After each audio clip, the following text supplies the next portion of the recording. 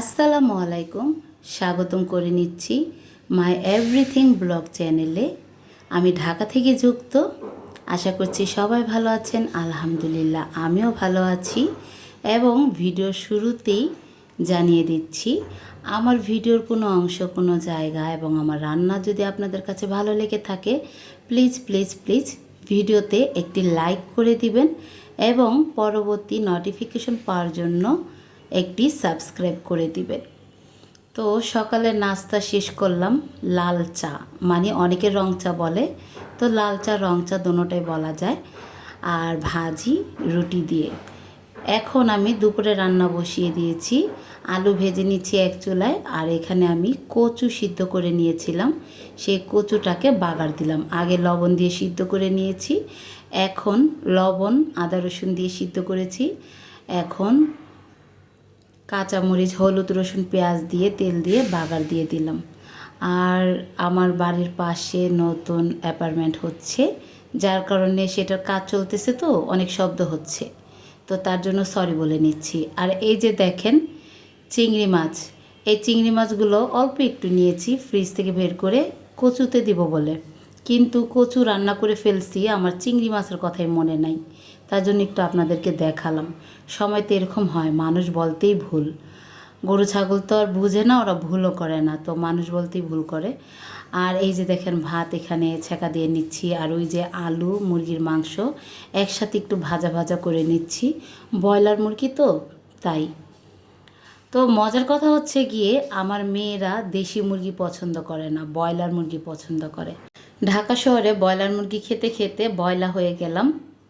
মেয়েরা এখন ব্রয়লার মুরগি পছন্দ করে। দেশি মুরগি রান্না করলে বলে কি আমাদের পেট খারাপ হয়ে যায়, যেদিন আমরা ব্রয়লার মুরগি না খেয়ে দেশি মুরগি খাই, এটা বলে। কি উল্টা কথা, দেখেন কি বলবো আর। তো যাই হোক, এখানে এই যে আমি রান্না করে নিচ্ছি এক এক করে। এই যে একটু কচুটাও দেখাচ্ছি, এই যে দেখেন কচুটা কত সুন্দর লাগতেছে। তো আশা করছি এভাবে কচু রান্না করে সবাই খান আমার মতো। আমি কিন্তু এভাবে খেতে খুব পছন্দ করি, আর কচু কিন্তু ভালো।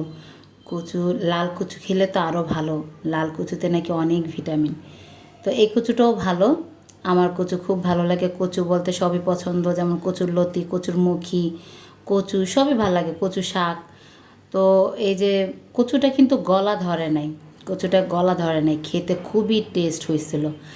আর এখানে এই যে দেখেন লাল মরিচের বাটা, মানে বাটা না, শুকনা মরিচ অনেকক্ষণ ভিজে রেখে ব্যালেন্ড করছি, তো সেইটাই আর কি বাটা মরিচ বলতেছি। লাল মরিচের বাটা দিয়ে মুরগির মাংস রান্না, ওফ কি মজা। আজকে ইচ্ছা মতো ঝাল দিছি, মানে কেন জানি কিছুদিন ধরে, আল্লাহ দেখেন বাচ্চারা অনেক চিল্লাইতেছে রাস্তায়। আমার তো রাস্তার সাথে গলির সাথে ফ্ল্যাট, এই জন্য এত শব্দ শোনা যায়। তো যাই হোক, এরকম হবে ঢাকা শহরে, বাড়িঘর, অনেকে বিল্ডিং উঠাইতেছে, অনেকে চিল্লাচিল্লি করতেছে, আবার অনেক সময় গাড়ি যায়, তো এগুলো শব্দে থাকবেই। তো আজকে কিন্তু একদম লাল লাল করে আমি মুরগির মাংস রান্না করতেছি, লাল লাল করে একদম মুরগির মাংস রান্না খাবো।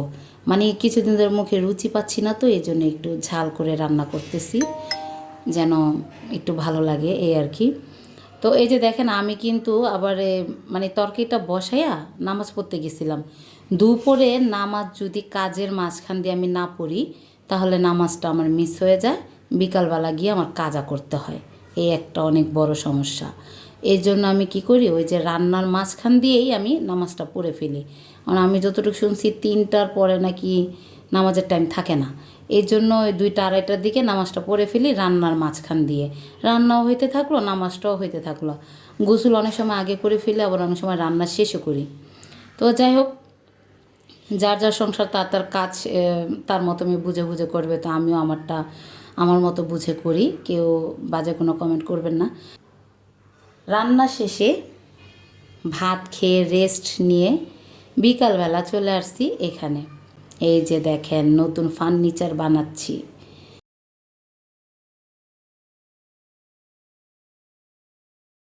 মেয়েদের অনেক বড় স্বপ্ন, অনেক বড় আশা।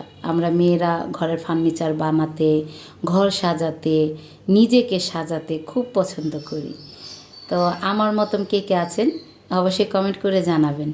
তো এই যে ফার্নিচার অনেক বছর পর বানালাম, পুরানো ফার্নিচার সব বাদ করে দিচ্ছি, এক এক করে। আমার ফার্নিচার বেশি নাই, ঘরই ছোট, তো মালও কম। তো যাই হোক, এই হচ্ছে আমার খাট, সেগুন কাঠ। এই যে সেগুন কাঠের মানে খাট। তো এটা কিন্তু চেঞ্জ করি নাই, এটা বার্নিশ করে আনছি। আমার ভিডিও যদি আগের ভিডিওগুলো দেখেন আপনারা, তো আমার এই খাটটা দেখবেন আগে ছিল কাঠ কালার, এখন আর কি বার্নিশ করে নিয়ে আসছি তেঁতুল বিচি কালার। এইটা নতুন, এটা হচ্ছে বুকসেল, আমি নিজে ডিজাইন দিছি সেগুন কাঠের। এটা বুকসেল মেয়েদের জন্য বানিয়েছি। তো এই আর কি অর্ড্রপ বানালাম, কিছু ফার্নিচার বানালাম, ভালো করে আরেক দিন দেখাবো। এখানে অনেক রাত্র হয়ে গেছিলো, আর ভিডিও বেশি বড় করলাম না, অনেক বড় হয়ে যাবে, তার জন্য ছোট করে ধরলাম। আর এই যে অনেক ক্ষুধা পাইছিল, তো আমরা সবাই মিলে একটু আমরা পেয়ারা খাইতেছিলাম, আমরাও ওনারাও সবাই খাইতেছি। এটা হচ্ছে সন্ধ্যার পরের ভিডিও আর কি। তো আমার কাজ করতে করতে তো রাতের 12টা 1টা বেজে গেছিলো। তো এটা হচ্ছে সন্ধ্যার পরের ভিডিও, একটু আমরাও খাচ্ছি। এই যে বিছানা কিন্তু বিছানো নেই, শুধু চাদরটা আর কি একটু ফালাইয়া এই যে চাদরের উপরে এইগুলো নিচ্ছি, খাট তো ওনারা লাগাচ্ছে।